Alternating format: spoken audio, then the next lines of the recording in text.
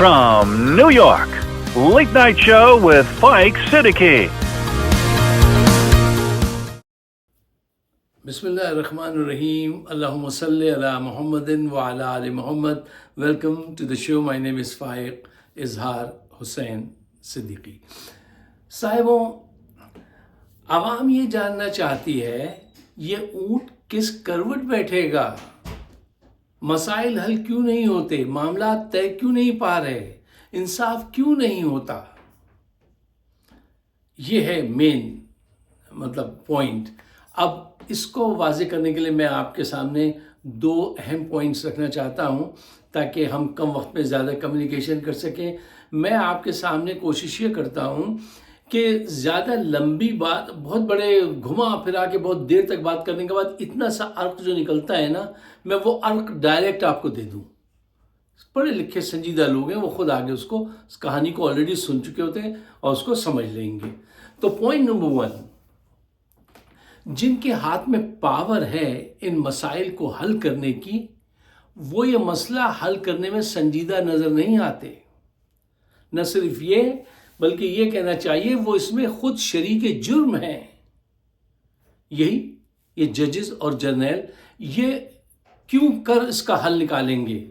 ये तो वो हल निकालेंगे जो ये चाहते हैं, वो हल नहीं तलाश करेंगे जो सच, हक, इंसाफ का है, जो आवाम चाहती है। और ये उस वक्त तक लड़ेंगे जब तक कि इनकी पावर को चैलेंज करके बिल्कुल रोक ना दिया जाए। ये अपनी साजिशें, अपने इक़दाम लेते रहेंगे। ये जहन में रखिए, पॉइंट नंबर 1।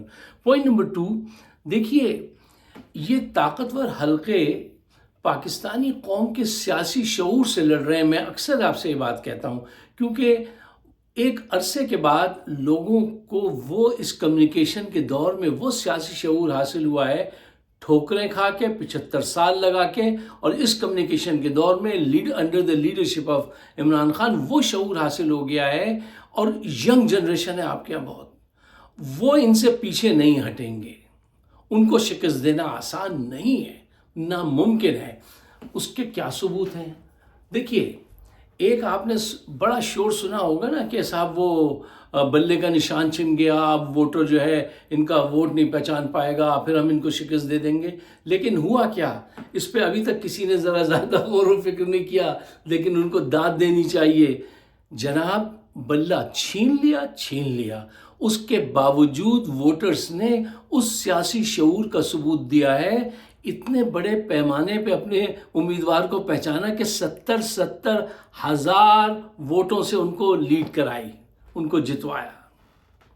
ये वो सियासी शऊर है जिससे मैं कहता हूँ ये झगड़ रहे हैं और ये उससे जीत नहीं सकते।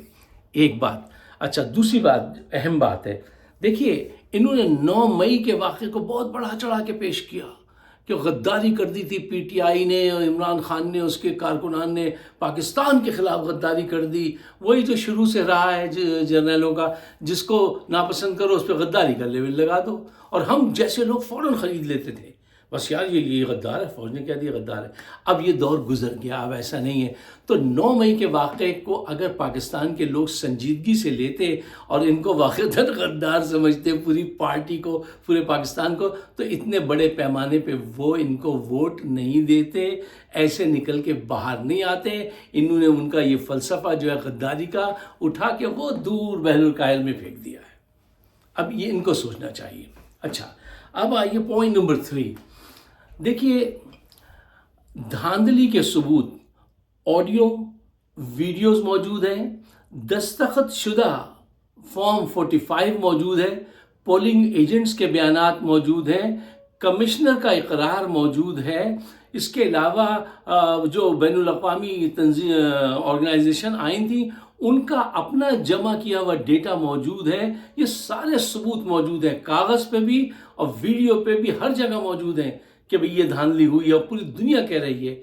लेकिन आपके चीफ जस्टिस साहब फरमा रहे हैं भाई धांधली हुई नहीं, अगर हुई है तो सबूत पेश कीजिए, ये लीजिए, जाने न जाने गुल ही न जाने। यानी कह रहे हैं सबूत ही नहीं है, ये सबूत नहीं है तो ये और क्या हुजूर। اب ان کی ذرا ذہانت چیک کیجئے کہ کس موقع پہ انہوں نے کیا یہ کس قسم کا الزام لگایا ہے. اچھا، اب ایک کیس داخل کیا گیا ہے، وہ یہ داخل کیا گیا ہے کہ ان الیکشن کو جو کالعدم قرار دیا جائے، اور ان پر الزام لگایا کمشنر نے پنڈی کے لیاقت علی چٹھا نے کہ یہ اور الیکشن کمیشن کا چیئرمین ان کو پریشر کرتے تھے، ان کے ساتھ انوالو تھے. ٹھیک ہے، اب یہ کیس جو ہے جب ان پہ الزام لگا ہوا ہے تو ان کو تو نہیں سننا چاہیے، لیکن یہ سن رہے ہیں. انہوں نے اپنی کمیٹی بھی بنائی ہے کہ وہ انویسٹیگیٹ کرے گی، اپنی پسند کے لوگ رکھے ہیں. الیکشن کمیشن نے بھی یہی کیا ہے کہ ایک کمیٹی بنائی ہے انکوائری کرنے کے لیے، وہ اپنے پسند کے لوگ رکھیں. تو جب آپ ہی مجرم ہیں، آپ ہی منصف ہیں، تو فیصلہ کس کے حق میں آئے گا؟ یہ ذرا سوچ کے بتائیے. اچھا، اب ایک اور کچھ اہم بات ہے جو آپ کے پیش نظر میں لانا چاہتا ہوں، وہ یہ ہے کہ دیکھیے کمشنر جنہوں نے ریزائن کیا ہے لیاقت علی چٹھا سے، جب یہ کہا نا کہ فوج نے تو الیکشن فیئر کرائے ہیں، یہ نوٹ کیجئے یہ جملہ، فوج کو بیل آؤٹ کرتے ہو. اچھا، پھر آگے کہتے ہیں کہ مجھ پر سوشل میڈیا کا اور اوورسیز پاکستانیز کا بہت پریشر تھا. اب یہاں پہ بھی پوائنٹ نوٹ کیجئے، اس پہ ذرا غور کیجئے گہرائی میں اتر کے.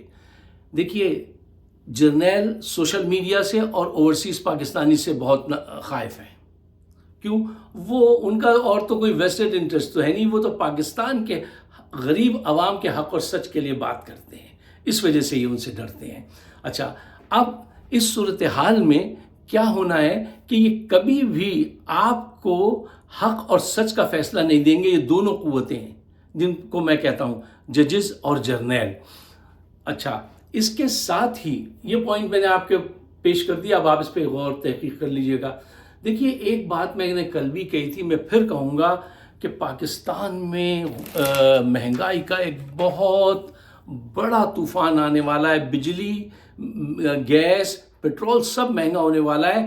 پہلے ہی ایک وقت کے کھانے کے لالے ہیں، آگے کیا ہوگا اللہ نوز بیٹر. بہت بری حالت ہوگی اگر انہوں نے صحیح فیصلہ نہیں کیا، اور یہ صحیح فیصلہ کرتے نظر نہیں آ رہا ہے. انفارچونیٹلی یہ وہی اپنی اس میں دن اور رات ابھی تک دھاندلی ہو رہی ہے یار، اب تک دھاندلی ہو رہی ہے. یعنی کتنے دن گزر گئے، الیکشن کمیشن ابھی تک کسی سے پریس کانفرنس کروا رہے ہیں اپنے حق میں، کہیں وہ جو ہے ٹھپے لگوا رہے ہیں، اور ابھی تک الیکشن کے رزلٹ اناؤنس نہیں کیے. بھائی وہ جھوٹے تمہاری پسند کے اناؤنس کر دو، وہ بھی اناؤنس نہیں کر رہے، ڈر رہے ہیں، چھپا رہے ہیں، بتا رہے ہیں، پتہ نہیں کیا کر رہے ہیں.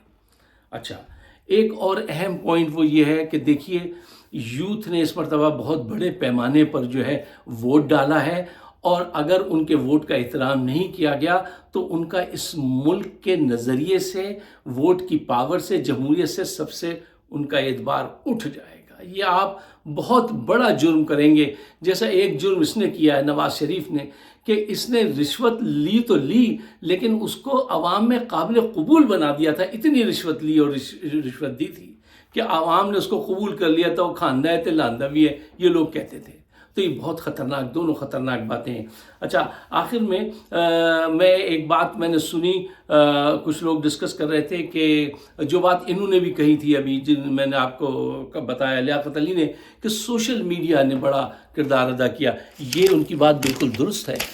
پی ٹی آئی کا سوشل میڈیا بہت وائبرنٹ، بہت انرجیٹک اور بہت ہی پریسائز تھا، اور اس نے بہت عمدہ کام کیا ہے سب نے مل کر. یعنی آپ یہ دیکھیے کہ یہ آج کے دور میں دھاندلی کر رہے ہیں پرانے طریقوں سے، تو نئے دور کے تالے پرانی کنجیوں سے نہیں کھلتے. ان کو کوئی سمجھائے جا کر، ان کو اگر کرنی تھی دھاندلی، اب وہ میں تو نہیں بتاؤں گا کہ وہ کیا طریقے تھے. اچھا، لیکن میں یہ ضرور بتا سکتا ہوں کہ ہاں، سوشل میڈیا نے وہ کام کر دکھایا ہے کہ جنگ ونگ پیو ٹیو سب پیچھے رہ گئے، اور ثبوت ہیں اس کے سامنے موجود.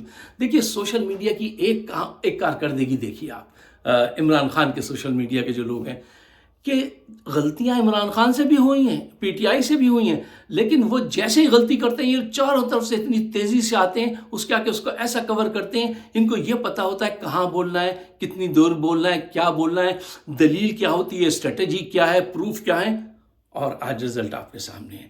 اگر آپ چاہتے ہیں پاکستان آگے بڑھے، ترقی کرے، ہمارے پروگرام کا مقصد یہی ہوتا ہے کہ ہم تو باہر ہیں لیکن پاکستان ہمارے اندر رہتا ہے، اس کو سپورٹ کیجئے۔ اگر آپ میرے خیالات سے اتفاق کرتے ہیں تو اس کو شیئر ضرور کیجئے اور مجھے اپنے خیالات سے ضرور نوازیے گا۔ آپ سب کا بہت بہت شکریہ۔